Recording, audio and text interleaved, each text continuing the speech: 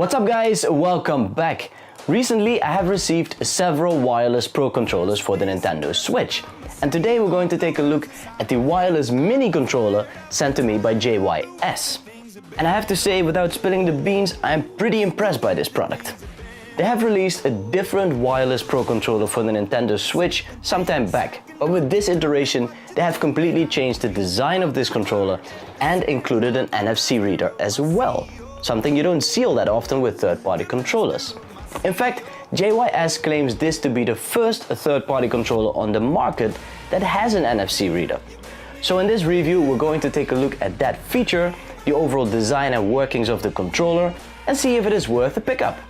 So without further ado, let's have a look at the wireless mini controller by JYS. As always, let's start with a little unboxing.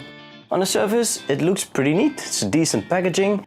It has the reference to the NFC chip reader. And inside the box, we find the controller. That's a nice looking controller. Right there.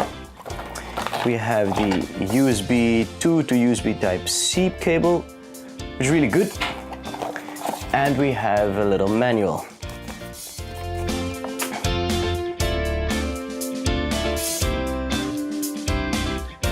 Between the three wireless Pro controllers I am currently reviewing, this one is an absolute beauty. The overall design reminds me a lot of the original Nintendo Wii Classic controller, which was my favorite controller for quite a while, especially in the Super Smash Bros. Heydays. The big difference between these two, of course, being the transparent top of the outer shell, similar to the official Nintendo Switch Pro controller, and the two handles, which are nicely textured, although the angle could have been slightly improved for some better comfort. The way it is shaped right now looks really neat, but while holding it there is much left to be desired, as the handles are just a tad too short, making it so that your pinkies are floating, not being able to hold onto the controller, and I don't even have the largest of hands. So either you're playing it in that way, or you move up your hands entirely, which make me feel as if I'm attacking the controller by over-gripping it. Whatever way you choose to hold it, this makes for a, well, awkward experience. Let's leave it at that. As can be expected, the controller features gyroscopic and motion controls, which come in handy in such games as Breath of the Wild and Mario Odyssey. Inside of the handles, they have placed the motors for some good haptic feedback, and I have to say, for a third-party controller, this rumble feature is done really well. In more cases than not, the strength of the rumble feature is a little over the top, but this one gets it just right. Nice job!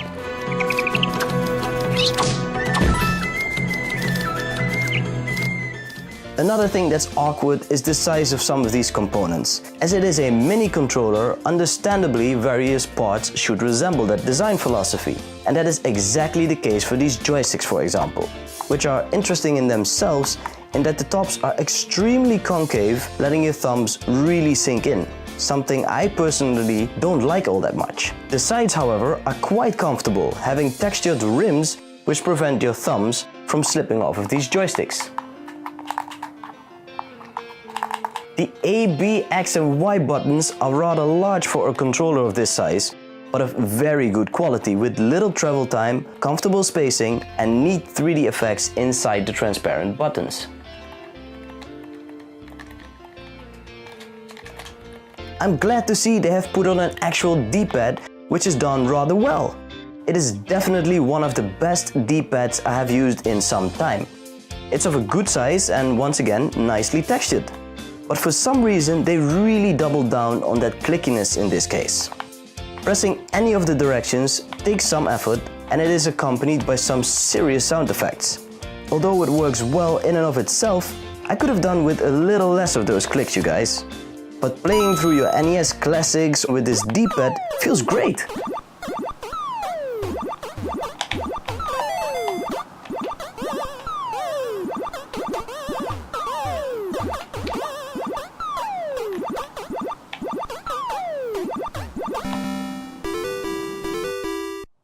The center of the controller houses the plus and minus buttons appropriately placed at the top, a large button for the home function at the center, capture button on the left, and on the right side we have a button for the turbo function. All of these are rather good quality and very easy to press. There's very less travel time, but just enough to have that feedback of actually pressing a button. Inside the manual can be found several ways of working with the turbo function, but in essence holding down the turbo button and the button you would like to assign the function to and releasing them both will have you enable the auto fire. Hold both of them down again to disable the auto function so you can assign it to a new button. The shoulder buttons are somewhat oversized in my opinion, especially for a controller of this size. But they are nicely positioned and they come with little travel time and button presses feel quite well.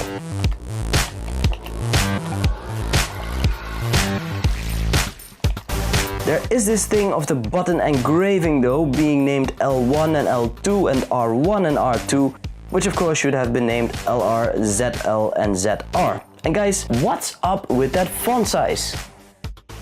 And lastly, at the bottom side we find some technical information and a very small reset button in case your controller goes haywire. Syncing up your new controller to the Nintendo Switch is pretty straightforward.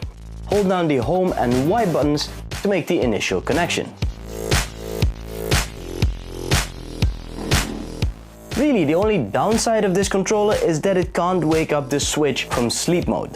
One of the most advertised features of this mini controller is the NFC reader, which is included at the heart of the controller. And it works rather well. Just hold your amiibo over right there just for a second or two and it works its magic. So with this controller there is no need of having a Joy-Con laying around for some amiibo support. The battery inside of this controller gives you just about 20 hours of gameplay, which is absolutely fantastic, especially coupled with the automatic power off while not in use. At the backside of the controller, right between the shoulder buttons, you will find the USB-C port for easy charging with the provided cable. And I'm extremely pleased that more and more of these manufacturers are moving over to this USB Type-C port.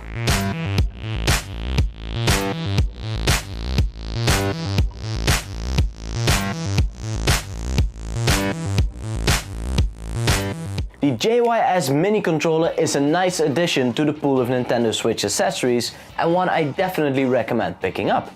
As far as looks go, it is a sheer beauty, with its transparent black casing and attention to details in the buttons and the texturized joysticks and handles.